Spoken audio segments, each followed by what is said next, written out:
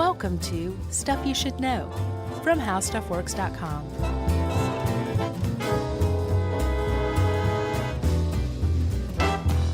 Hey, and welcome to the podcast. I'm Josh Clark, and there's Charles W. Chuck Bryant, and there's Jerry over there. So this is Stuff You Should Know, military edition. Actually, more bureaucracy edition than anything else.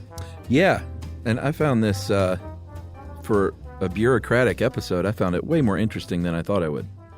Those usually turn out to be more interesting than you'd think, you know? Yeah. I can't think of one that we've done bureaucracy in the bureaucracy suite that wasn't like, this is surprisingly interesting. Yeah, this is pretty good. Yep, agreed. Because I registered for the Selective Service, as did you, I assume. Oh, yeah. Unless you've been dodging all these years. Right. I finally made it. But I never really gave it much thought because dudes like you and I in today's modern era don't really, when I registered, I was like, yeah, whatever, this will probably mean nothing. But it's really interesting when you dig into it and what it could have meant or could mean. When I registered, I was like, wait, what's going on here again? And my dad was like, just do it. It's fine. You'll get in trouble if you don't. I was like, oh, I don't want to get in trouble. Was your dad in the military? Yeah, he was Air Force. During Vietnam? Right before Vietnam. Because my dad did not go to Vietnam, and I think I always felt weird about it. He would never talk to me about that, but that's the sense that I got. Did you grow up in Canada for like the first part of your life or anything? No, but he was, and as you'll find out throughout the course of this episode about the various deferments and exceptions and things, he was a lone breadwinner for a family of one, then two, then eventually three, in college studying to be a teacher. So he had he checked a lot of boxes that will get you out of the war. Right. Well, they probably talked him out of it. They're like, buddy, your life's hard enough as it is. Yeah, maybe. That would be a hardship deferment, right? Well, I guess it depends because teachers were something, as we'll learn later in the show, were very, very much valued. Oh, yeah. And if you were in college and if you were the lone breadwinner of a family, so he had a few things going in his favor, I guess, if you're looking to not go to war. Yeah, all he had to be was a non-U.S. citizen living in the United States from a country with a treaty with the U.S. who is also morally opposed to the war and with a criminal record. That'd be about it. He might have been a little too old, actually, too, now that I think about it. I mean, he could have been if he was in grad school? I think he was in grad school. Yeah, he might have been. Yeah. Because I think it was back then, we're talking Nam, I think it was 18 to 25 is what it was. Yeah. So, yeah, he could have been beyond that. Yeah, then all those boxes were checked. I think he probably was. So, in case you guys didn't pick up on this yet, we're talking about the draft. That's what it's called in America. But America is far from the only country that's ever had a draft. It's actually a pretty old concept, dating back as far, I think I've seen as far back as like the 2nd century BC China. Yeah. I think the Qing dynasty or Jing. How do you pronounce it with the Q? You think I would have looked that up? I think it's, how do you spell it? Jing, Qing? Qing. Wait, the Jing. I think it's Jing. Okay. I think so. Anyway, one of the dynasties toward the 2nd century BC China had conscription, and it was, I think, just about every civilization with a military said, oh, that's a pretty good idea. Let's try that. So basically everybody's tried it from time to time. And the U.S. has had drafts multiple times. The Civil War, both the North and the South had drafts. In the, I think the War of 1812, there was even one. The First World War, there was a draft. Second World War, there was a draft. And then most recently, the draft was in Vietnam from 1961 to 1973, I think, right? Yeah, and we'll get to the, did you read that New York Times article? No. That I sent? Oh, boy, that was a good one. Well, we'll get to the ins and outs a little bit at the end with that article, but prior to Vietnam, the draft had generally been a sort of roundly accepted kind of good thing to most people. So it really wasn't until Vietnam where we found ourselves with a lot of different social forces meeting up with the war that a lot of people didn't believe in, is where we had a sort of our first big backlash against the idea of a draft. That was where that's the war just being utterly unpopular almost across the board is where I saw was the big reason why the resistance to the draft first began, because of Vietnam. Up to that point, wars were generally popular among the majority of Americans. Yeah, and we also need to shout out one Genghis Khan. Or Chinggis. Or Chinggis Khan. Kane. Because I think we mentioned in that episode that he used to draft, right? Kind of. I think that was more like a join me or die kind of thing, which I guess that qualifies as conscription. Well, in America, it's join me or go to jail. So yeah, it's close. Yeah, it's close. So yeah, you're right. He definitely had that, and he's actually the tie that binds this episode and the next one too, the one on the Pony Express, because he had a fast mail service on horseback. Remember? Yeah, and it's probably not fair to say that he had a draft, because you're right. It was more just like, come aboard or I'll have your head. Right. But I did want to mention that there was another movie that we missed. There was a movie not too long ago called Mongol.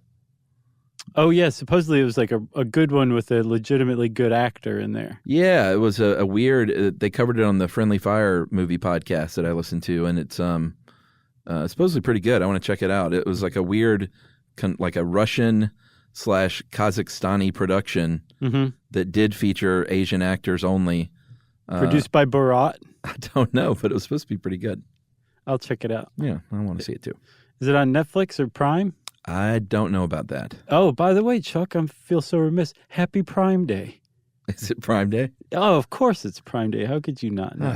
I already bought all my stuff. That was some buzz marketing of all time. Yeah. So let's talk about this draft. Okay? Sure. And I think we'll hold like the pros and cons debate for later off. Let's just talk about what the draft is in America. How about that? Because I think it bears a pretty strong resemblance to drafts in other countries. Yeah. So in the United States, in our military now, this article is a little outdated, but I believe for this year, our budget is about 1.31 million active duty personnel and about 815,000 reservists. And this is what our volunteer military force looks like. But in certain times, we have a draft. They also call it conscription. And that's when we feel like, and, there's debate on whether or not this will ever happen again, but that's when the president and Congress feels like we need to call up people involuntarily because we need more bodies. Yeah, the standing volunteer force that we have right now is considered more than enough or at least enough for the current peacetime.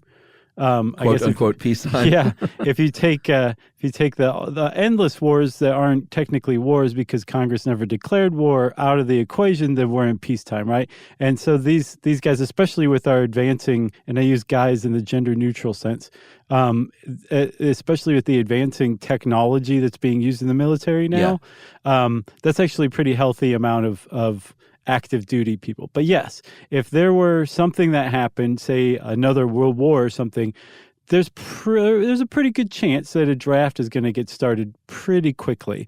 And for that to happen, the government would say, okay, selective service system, do your thing. And the selective service system would kick into action. And this is what I did not know, Chuck. Jimmy Carter is the one who activated the selective service system. Did you know that? Oh, no way. When the Soviets invaded Afghanistan, because the last draft was in 1973, and it was just done. And then in 1980, when the Soviets invaded Afghanistan, Carter was really on edge about that. And in 1981, he just basically activated the selective service system. And that's what you were talking about earlier, where you're 18 or the first time you're eligible between the ages of 18 and 25, you go to your post office, you go to your government website, there's several places you can go, and you basically fill out a card saying, I am an 18-year-old American citizen or a resident alien or any number of things, and it's specifically a man, and here's my info. Give me a call if you guys ever run into any trouble. Yeah, and so the SSS, the Selective Service System, is who is in charge of basically operating and plugging in the draft and overseeing it if it ever gets reinstated. Right. So they have really ultimately, this article does a good job of pointing this out. The selective service system is basically just a system of names and addresses kept on file of all American men eligible to be drafted. So basically between the age of 18 and 25. Yeah, so you mentioned women. About 5 or 6 years ago, there was the repeal of the ground combat exclusion, and they've since then have been working on basically opening up, I don't know about all jobs, but I think most or maybe all jobs to women as well as men in the military. But you still, despite that, they have not made the change where women have to register with SSS. Yeah, it came like pretty close in committee, I think, last year. And it didn't make it out of committee, but it showed like a lot of resolve to that's probably going to change in the next couple of years, I would guess, especially now that women are in combat roles in the military. That was traditionally the excuse for why they were not eligible for selective service. But now that they're doing combat roles in the volunteer army or the volunteer military, then it just makes sense that they would be eligible for the draft too. Yeah, and right now I'm looking at the chart. This printout here, let's see, has got 1, 2, 3, 4, 5, 6, 7, 8 categories where you do not need to. I was about to say turn yourself in. It's a Freudian slip. Yeah. Where you don't have to register. So if you're a member of the armed forces on active duty, obviously you don't need to. If you are a cadet and midshipman at service academies or the Coast Guard Academy, you do not need to. Mm-hmm. If you are a student in the officer procurement program at the Citadel, North Georgia College, and State University, Norwich, Virginia, VMI, Texas A&M, Virginia Polytech, and State University, you don't have to. Mm-hmm. Let me see here. It's under immigrants, lawful non-immigrants on current non-immigrant visas. If you are a seasonal agricultural worker on an H-2A visa, you don't have to. Right. If you're incarcerated or hospitalized or institutionalized, you do not need to. Mm-hmm. Under handicapped physically or mentally, you don't need to if you're continually confined to a residence, hospital, or institution. But you do have to if you're able to function in public with or without assistance. Mm-hmm. And then the newest, the latest and greatest, transgender people category. Mm-hmm. If you are an individual who are born female and have changed to male, you do not have to. But if you're born male and change your gender to female, you do have to. So that pretty much flies in the face of trans. Wow, okay. I'm not surprised by that, but that seems a little putsy. It dims the rules right now. Yeah. So one of the things that stuck out to me, Chuck, was that if you are a citizen of another country living in the United States, mm-hmm. you have to register. If you're a male, you have to register for this, for selective service. But if your country has a treaty with the U.S. that says, if you guys ever do the draft or whatever, we don't want our people sucked into that. Yeah. The U.S. will honor that. You still have to go register, but then when they draft you, you get an exemption. But if you do get that exemption, you can never be a citizen of the United States. And if you ever leave the country, you might have trouble getting back in, is how the selective service puts it. Yeah. Which I would say that means you will definitely have trouble getting back in. Probably so. You know? And you said 18 to 25 is the age where you have to register within 30 days of reaching eligibility. So in the case of your 18th birthday, within 30 days of that. Or let's say you're in like one of the exclusions, like you're in military school, but you drop out, mm-hmm. but you're still 18 to 25, then it's within 30 days of that dropout date. Right. And then, yeah, whether it's 30 days of your 18th birthday or 30 days of the first time you become eligible up to your 26th birthday. Correct. And then if you just say, I don't feel like going today, and you keep putting it off for, 7 years, when you get to be 26, along the way, you can do it late, and they'll say, hey, thanks for coming in. We're going to forgive this. Sure. If you wait until after you're 26 and you never get around to doing it, like as it stands on the books, you can be prosecuted for up to 5 years in prison and $250,000 fine. Yeah. You can also get that same penalty if you encourage someone not to sign up for selective service. Oh, really? But apparently they are not very big on prosecuting that kind of stuff. Yeah. And instead, what they tend to do is they withhold federal job opportunities, some state job opportunities, federal student aid for college, federal work training program. If you're a defense contractor or any kind of contractor, you need a security clearance, you can kiss that goodbye. So there's stuff they can do short of fining you $250,000 and putting you in jail for 5 years. But there are penalties for just not ever filling out this little card. Yeah, and I read, and especially in that Times article, that even during like the Vietnam War, like famous cases aside, like let's say, Muhammad Ali, which makes a lot of news, like they didn't really want people that didn't, like you didn't have to be all gung-ho, but they didn't want people that were just miserable about the whole thing. Well, yeah, I saw that was well, we'll talk about it later. But like that, there's like that wouldn't make a good soldier. It wouldn't serve anyone. No. So generally, they wanted people who are at least like, all right, well, I'll do this, all the way up to like, sign me up. I want to kill. Right. Should we take a break? Yeah, let's, man. I think that's our cue when I say I want to kill. All right, we'll be right back after this. Learning things with Chuck and Chuck. Learning all the things. Stuff you should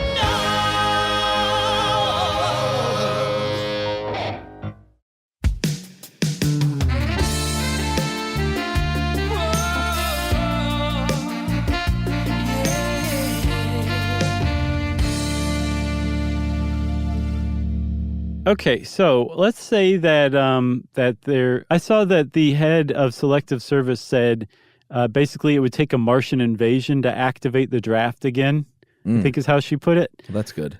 So if that happened, if we were invaded by Martians and the draft did start, one of the things that Carter set up in 1981 by activating the Selective Service was to it's basically this government bureaucracy that's just waiting to spring into action. And it's kind of like kept on ice. There's 100 people working at this agency. They've got about $23 million a year in funding. Mm-hmm. And they just keep it at a ready state, but it's not actually doing what it's designed to do. It's just taking in information, names, addresses, all that stuff. Yeah. And then but if it were ever activated, it would kind of like, it'd be like one of those little dinosaur sponges. I mean, you put water on it and it grows into a big dinosaur sponge. That's basically what would happen with the SSS. Yeah, so they would, like our article points out, they would kick into what you would call draft mode, and they would conduct a national draft lottery. And, back in the Vietnam era, this was a dicey proposition to watch on television. What looks like a money lottery, mm-hmm. Picking numbers. Mm-hmm. And this is how it goes. It's developed by the National Institute of Standards and Technology. And I assume this is how it would still go today, right? Yeah, this is the current incarnation of the SSS. All right, so a computer's going to print out all the dates in the current year in random order, put those dates in little capsules. It's so interesting how they do this. They really look more like ping pong balls to me. I know, that's what I'm saying. It looks like you could be a winner. Right. Except you're not. But who calls it a capsule? I don't know. Whoever wrote this. Yeah, Tom Harris. Oh, he's old school. Yeah, I guess he's a weirdo, too. Maybe he's never played ping pong. Then the computer prints out 1 through 365 for each day of the year mm-hmm. in random order, puts those in ping pong balls. The capsules containing dates are loaded into one drum. The others are loaded into another drum. They spin that thing. They spin the big wheel. I think it's puffed by air. Oh, is it? I think so. Yeah, I was just trying to make it a little more fun. Like I said, $23 million in funding a year. Right. They can afford the air puff. Mm-hmm. They're being inspected and observed this whole time to make sure everything's going as planned. And then what happens on TV? Okay, so the official who's running the thing, and again, yeah, they have TV there to make sure that this is documented and above the boards and all that stuff. And when the official pulls out the ball or the capsule, I'm sorry, from one machine and then a capsule from another machine, and they read them out loud. So, for example, if the number from the one machine with all the dates of the year in it says April 22nd, and the other machine has 365 or 66 if it's a leap year, and that says number 42, then that means that every male who is eligible for the draft that turns 20 on April 22nd of that year will be in the 42nd group to receive their draft notices. Yeah, they start, I guess, the ideal age that they feel is fair is 20 years old. Right.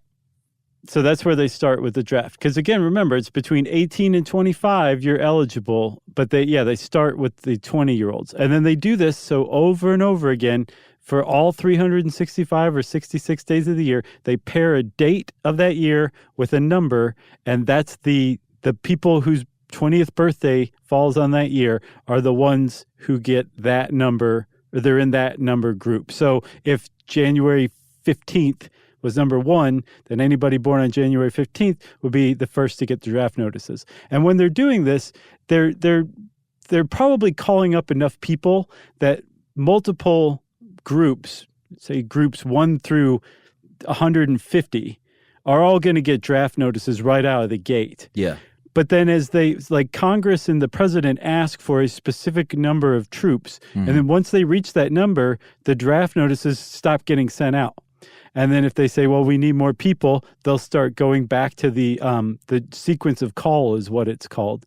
And then they go to the next group and the next group and the next group until they keep fulfilling these numbers. And then when they run out of 20-year-olds, then they go to other age groups. Yeah, they move up from that point to 21. And, let's just say they keep needing people.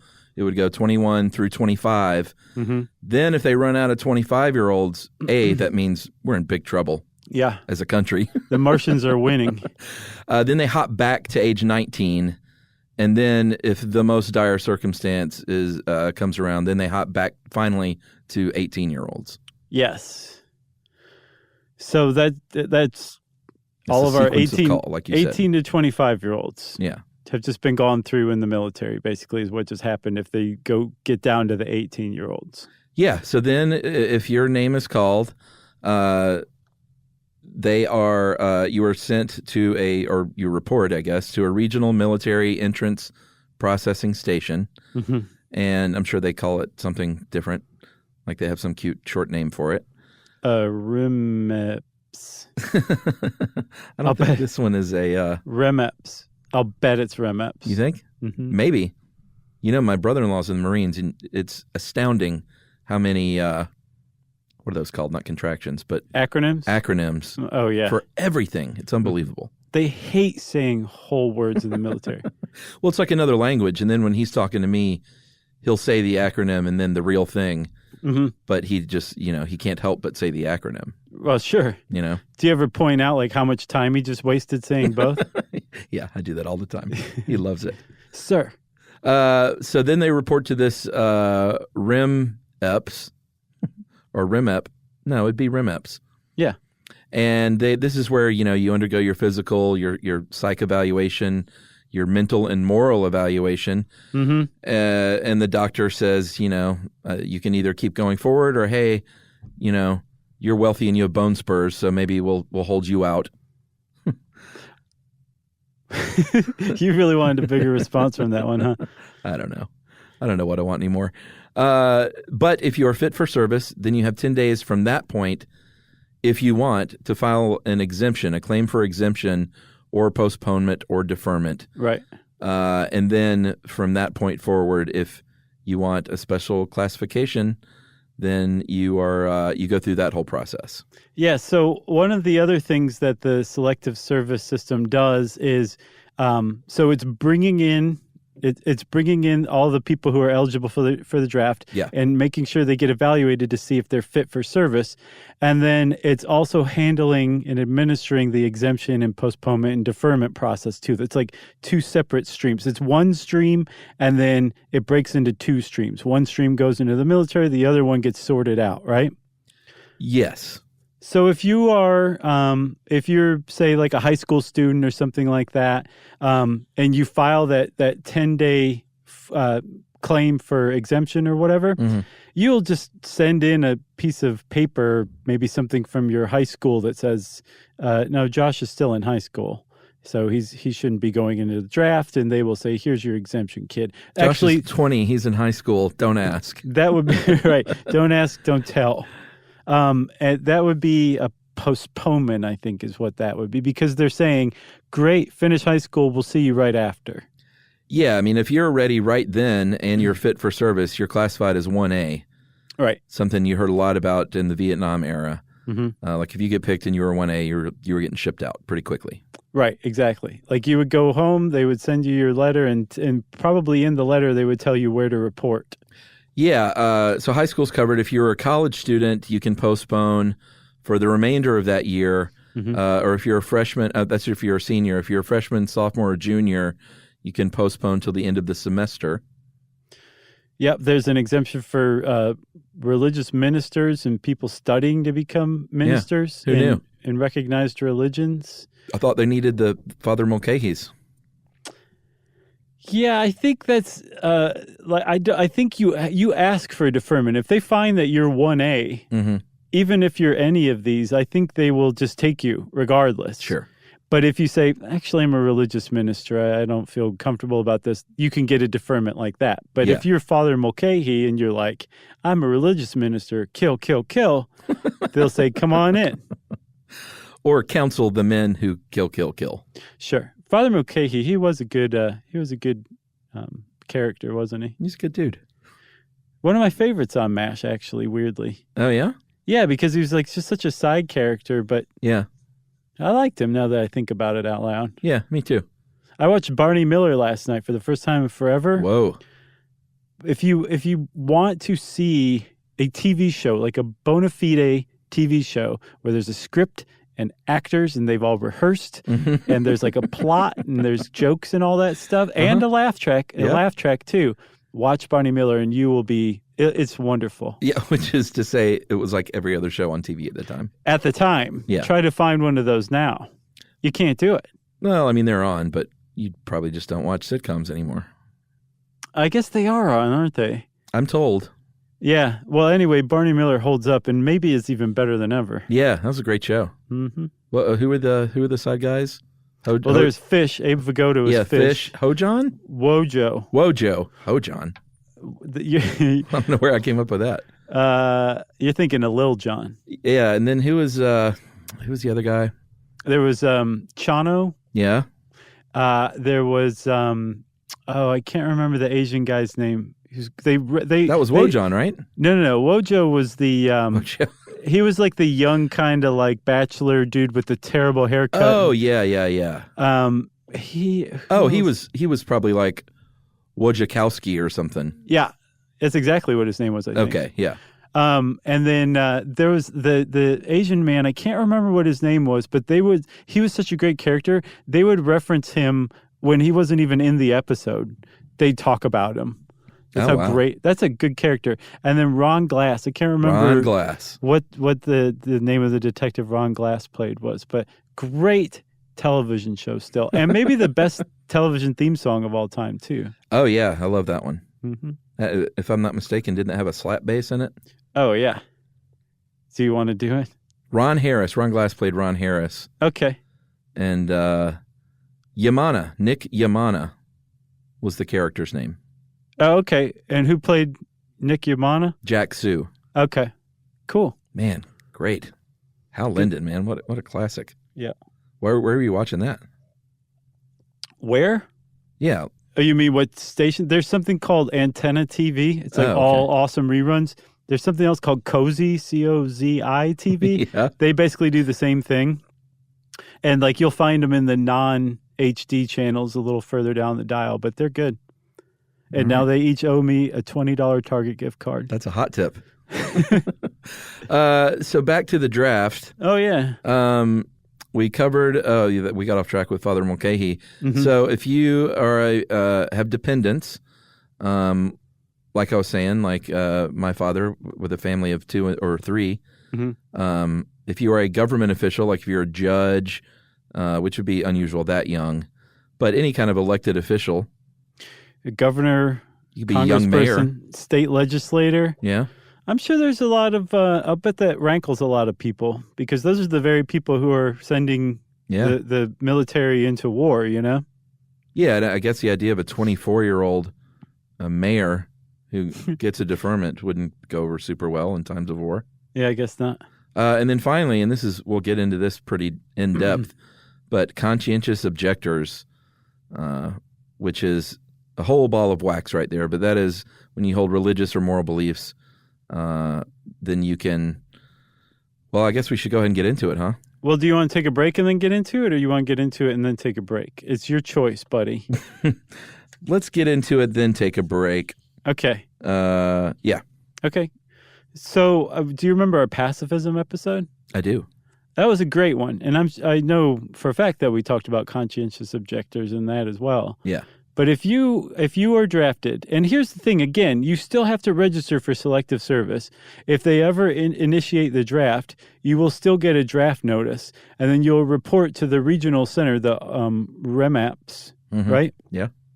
Or REMAPs, and you will say to them, I am morally opposed to war. And they'll say, this war? Which is a trick question. Yeah. And you say, no, all war. And they'll go, oh, okay, well, that's a bird of a different feather. Let's get this thing started. So you have 10 days to file this claim for exemption. And then that's going to kick off this basically an interview process by the local board. These local boards are another thing that gets activated by the SSS being activated itself. There's 5 civilians who sit on a local board, and each local board serves X number of like kids in an area. Yeah, these right? are volunteers. It should be pointed out.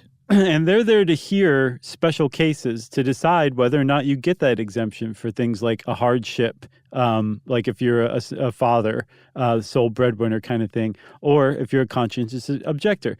And with the conscientious objector specifically, they're going to ask you, well, which kind are you? Are you opposed to like carrying a gun and like shooting at people on the front lines? Are you opposed to combat?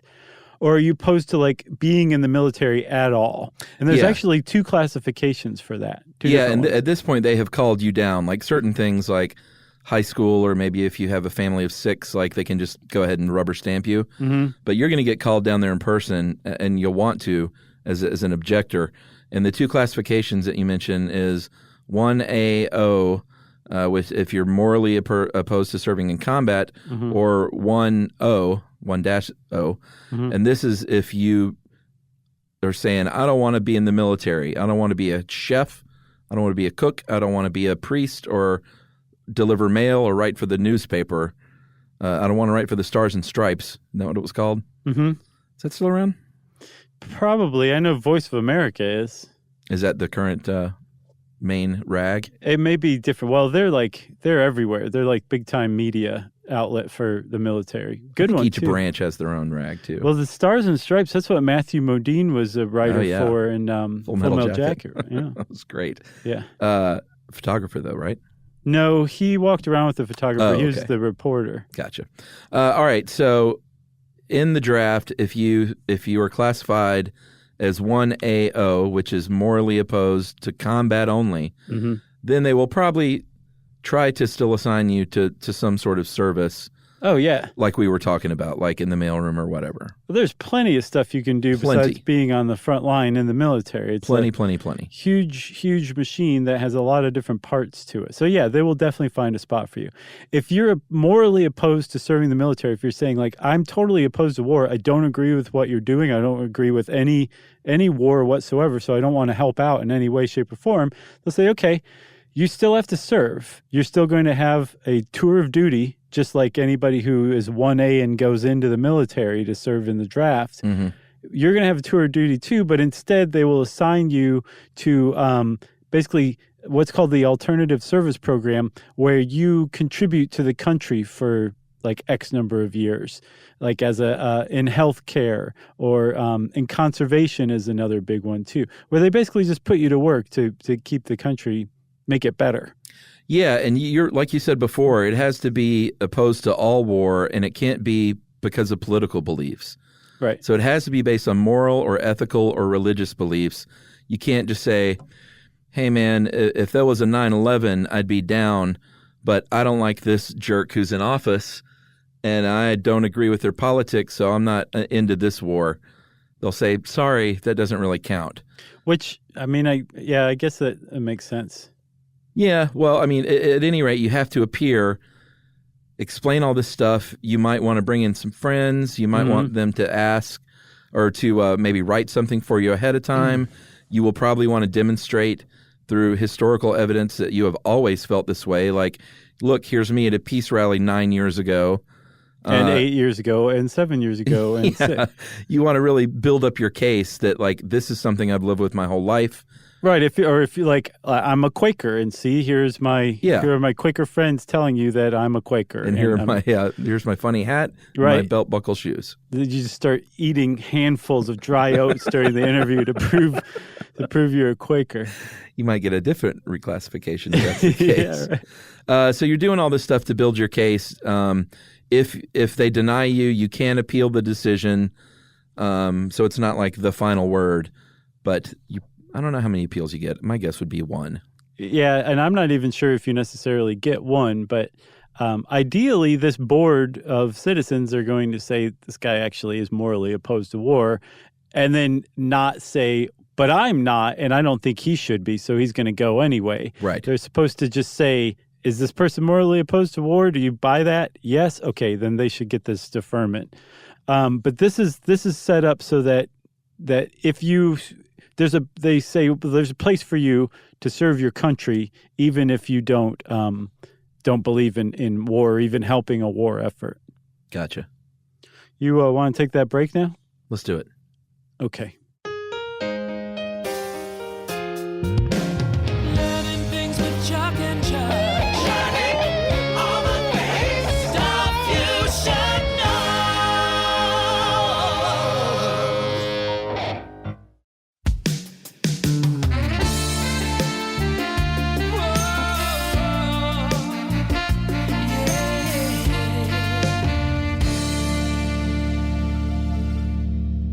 All right, Chuck. So I think this is a really, really controversial topic, the idea of a draft. And I think it would be far more controversial if it looked like it might be coming down the pike at any given point. Yeah. But there's a lot of reasons that people point to that they say, this is what we have now is totally awesome. For one, what we have now, again, and we have had since 1973, is an all-volunteer force, which means that every single person who is in the military, in any branch of the military in the United States, is there on their own volition. No one's forcing them to. Even if a judge said either join the Army or go to jail, they still had a choice. So that makes it a what's called a professional volunteer army, where they get paid. They submit themselves to serious training, and they are about as good a soldier as you will expect to find in the world. That's the current state of our military. And they say, this is plenty. We're doing fine with this. We don't need any kind of draft. So why would you even bring that up? Yeah. And there's a lot of people who say, well, there's some real pros to having a conscription. Yeah, I mean, that article you sent, some of the pros were as follows: promoting national unity. And all of these are subject to opinion, I think. Well, yeah, I mean, it's a debate. It's a controversial topic. Yeah. It maintains an active military force. Obviously, that's kind of inarguable. Mm-hmm. It ensures high levels of participation in government. This, makes a little bit of sense. You'll probably pay a lot more attention to what's going on if faced with the threat, or I don't know if threat's the right word, but if faced with the prospects of a draft. That to me is probably the best argument for a draft. It's saying, like, if you are possibly going to get drafted and go to war just by being born as a citizen of this country. You're expected to be part of the military at some point in your life. You're going to pay a lot more attention to what the U.S. is doing around the world with its military, and you're probably going to stand up and make your voice heard if you disagree with what the U.S. is doing with the military. Yeah. I mean, that definitely makes sense in some ways. But at the same time, so that argument, what you just said is it's for proponents of a conscription, of a draft. Mm-hmm. But you can also make the opposite case, too, that people have said, well, when we had a draft before, we prosecuted at least one, like, by definition, unjust war, the Vietnam War. And it was prosecuted by Johnson and Nixon, and they just kept sending wave after wave of American soldiers into harm's way. And some historians and some political scientists say they might not have done that had they not known that there was a virtually unlimited pool of soldiers that they could just send into Southeast Asia over and over again. Yeah. And that we wouldn't be prosecuting wars that way. I'm sorry. So the 27 years before 1973, we were engaged in 19 overseas military operations. Between 1973 and 2012, we had 144. And so a lot of people say, no, man, if you have a professional army, they're divorced from society. They're basically like, here, military, like, go handle this. We don't like these people anymore. We want that oil. Go do this. Like, what do we pay you for? Go do it. And the people who are doing this have never been in the military, haven't been exposed to military life, and are hence maybe a little more insouciant about sending the military in to other countries using a military option. So that is like two of the best reasons for or against conscription, but they totally contradict each other. And it's just fascinating to me that you can have something that's just that ambivalent or ambiguous, I mean. Yeah. Two different words. Right. Right. Yeah, I know what you mean. Some of the cons, the cons are all pretty obvious. It violates someone's free will. Mm-hmm. It may keep you from going to college. Puts lives at risk for young people. This one compromises the quality of military service. That's a big con to me, mm-hmm. is you're getting sometimes people in there that aren't cut out for that. And right. couldn't find a way and didn't have the wealthy father or the shady doctor to get you out of it. Mm-hmm. That is a big one, especially if you're one of those people who points to the American military and says, we've never had a better this is the best version of the U.S. military in the history of the country. Yeah. But let's dilute it with millions of conscripts who don't want to be there. Who we have to spend an inordinate amount of time training and sending out to the front lines basically as bodies. That's a terrible idea. It dilutes the professionalism of the military. Yeah, for sure. That's another one it's got two. All of these have two pretty clear sides to every point, you know? Yeah, I agree. And then I think the other thing I've seen too is, so this is not like a huge hot debate right now in military and political science quarters. But it is currently debated. It's just the people who are against conscription are not worried about this at all. It's just not going to happen anytime soon, right? Yeah. There's just no reason for it to happen. But the people who are in favor of it are being accused of this being a backdoor way of changing America's interventionist military usage. That they're basically saying, let's get a draft going, and then people will wake up and say, oh, we shouldn't be using the military like this. And that's their real aim, which, I guess trying to change strategy by introducing conscripts, it's a way to go, I suppose. Yeah, but it is interesting to just be like, to learn about something that you have no idea is being discussed or talked about. And then when you start looking in, it's like, oh, there's even stuff below the surface. Like they're talking about grand military strategy, really. Yeah. Not just whether people should serve their country or not, which is another pro, that it creates a unified sentiment among Americans or any country. There's plenty of countries out there who do this. I think North Korea, you're conscripted for 10 years as a man and I think 6 years as a woman. Man. That there's this sense of like, I was in the military too. Where did you serve? Oh, I served here. Oh, really? Did you know this guy? And, like there's that common ground. And there's also that mixing of all different Americans to where you're meeting with them and living with them one-on-one. And you're forming a bond, a kinship, just through being in the military, that if everyone has to go through that, it will create like this kind of sense of national unity that America's lacking right now. That was another pro that I saw. Oh, very interesting. I'm all out of pros and cons, Chuck. Well, I read this New York Times article that was really interesting, talking about Vietnam and then the Cold War and how that complicated things. Mm-hmm. And since World War II, I think the Selective Service was operated by General Lewis B. Hershey. And like I said earlier, it didn't face a lot of criticism until Vietnam. Mm-hmm. And that's when things got really hinky because A, a lot of people were against the war, and B, it became pretty clear, even though the Department of Defense didn't keep records on socioeconomic status beyond like, are you white or are you African American? Uh-huh. It was pretty clear that if you were white and middle class and up, you had a much higher chances of getting a deferment.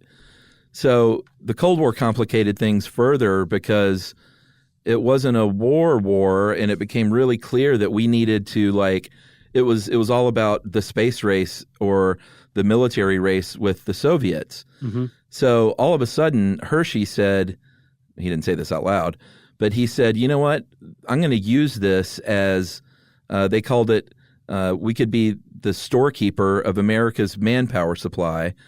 And basically, it's up to us how to tell these young men what lives they're going to live. So not only, let's forget the military for a second. They needed a big supply of men in STEM fields to develop weapons and science and everything to keep up with the Soviets.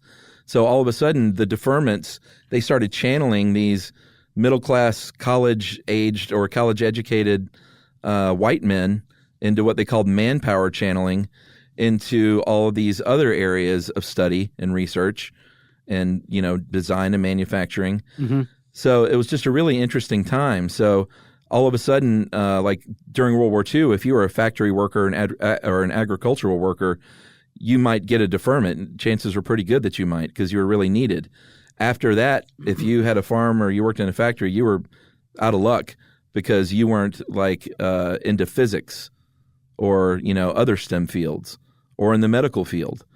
So by 1965, all these middle-class white men kind of expected deferments, which is really interesting. And then you had Robert McNamara, Secretary of Defense. He started using what they called, he wanted to get basically black men out of what he called squalid ghettos of their own external environment and into the internal and more destructive ghetto of personal disillusionment and despair. So basically his idea was, we have all these black men in this country that would do much better in life if we put them in the military. So they wait, hold on. So this is just this one guy deciding this? Well, I mean, I'm sure it went through channels, but Robert McNamara, as Secretary of Defense, was very powerful. Okay. I thought this was Hershey. This is McNamara who took over at this point? Yeah, this is McNamara who created what was called the New Standards model. Okay. So these men, they were called New Standards men who were otherwise ineligible for military service, all of a sudden were eligible. So he started basically 354,000 of these men between 66 and 77 who were not previously eligible under the New Standards program were, and 40% of these men were black. And this is when the military was about 9% African American. So he basically was saying, a stint in the military as a New Standard soldier is much better. It'll make you a better husband, better father, a better breadwinner, ultimately, and a better citizen. And you were basically an infantryman in Vietnam all of a sudden when you previously would not have even been in the war. So this ran for 5 years. And like I said, 354,000 men ended up on the front lines of Vietnam and had a decent chance of dying. Yeah, I saw that. I think like 25% of the troops in Vietnam were draftees, but draftees made up like 30.4% of the casualties in Vietnam, which goes to kind of point out like, if you have somebody there who's not like, yes, I want to be a soldier, teach me how to be a soldier, but they're there against their will, there's a really good likelihood that after just 6 months of training, they're going to go out there and get killed, which is a big mark against conscription in just about anybody's mind. Yeah. That's crazy, man. McNamara, he was, did you ever see Fog of War? Oh, yeah. When he do you buy that it dawned on him what he had done or what he was really responsible for, like there on camera, or was he just putting on a show? I don't know. You know what I'm talking about? Where he kind of like breaks down toward the end, and it seems like it's an Errol Morris flick, right? Yeah, very compelling. Like it sort of lulls you in to some great insider information. It's definitely worth watching. It's just basically like an interview with Robert McNamara, and in it, Errol Morris basically leads him to the conclusion that he really was responsible for a lot of unnecessary death because of the Vietnam War and how he prosecuted it as defense secretary. Yeah, and I kind of mangled that op-ed in the Times, but it's called, and you should read this out there in podcast land, it's called How the Draft Reshaped America by Amy J. Ruttenberg from October of last year. And she does a much better job than I just did. I'll check it out too. I'm so ashamed that I didn't read something in prep. Don't be. You got anything else? I got nothing else. All right. Well, everybody, that was the draft. And if you want to know more about it, go type in draft in the search bar at howstuffworks.com. And since I said that, it's time for listener mail. Yeah, and we didn't get into stuff like the fact that Elvis was drafted and weird things like that happened back then. Well, yeah, and I mean, that was a demonstration for how, everybody is supposedly eligible for the draft, even though that's not really how it's always worked out. Yeah, and I think we talked about that in pacifism, too. Yeah. All right, I'm going to call this Cute Kid Email from Scotland. Nice. And this is from Noah in Scotland. And Noah's writing in again, remember? Did he write in before? Oh, yeah, Noah's written in plenty. Oh, okay. Yeah, hey, Noah. Well, Noah and his mom added a little postscript. Dear Josh and Chuck, I'm using my mama's email address again as she's helping me type. And she's helping me type, but in getting better, my next email will be typed just by me. Wow. I really liked your skyscrapers episode and wanted to tell you a cool fact. The Shanghai Tower in China is 128 levels high. It's my favorite tower because I think its engineering is the best. And it's the thing second highest one. And she said she just typed exactly as he said. Its damper is my favorite part. It's a new type called a tuned mass damper. This stops it from going too far to one side by using 125 super strong magnets. The thing my mama likes is that the big empty space they need for the damper means the sound is good and there's a music hall in there. I got mama to put on a diagram of how it works from a magazine called Popular Mechanics. I'm 6 now. Wow. And on my summer holidays, when my cousins come around and are being too noisy, I go to my room and listen to your next episode or my new Roald Dahl audiobooks. Nice. You're still funny, but sometimes I don't know what you're talking about.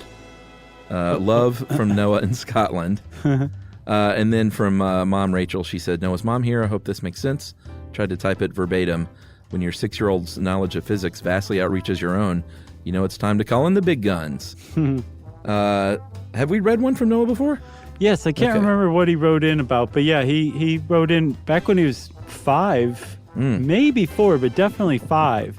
Yeah, he's written in, and Mom typed it verbatim then too, and then kind of added a little appendage saying like virtually the same thing, like, hope this made sense. All right, well, Noah, we will read one of your emails a year. Yeah. Until we stop or until you stop listening.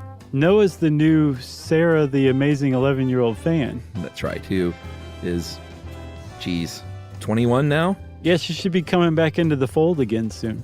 Yeah. We lose them in high school and then get them back as grown-ups. That's the idea. Yeah. Well, anyway, Noah and your mom, thank you very much for writing in. And if you want to get in touch with me or Chuck or Jerry, you can go to stuffyoushouldknow.com and check out all of our social media links.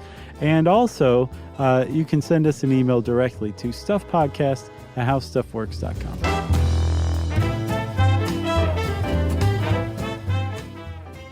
For more on this and thousands of other topics, visit howstuffworks.com.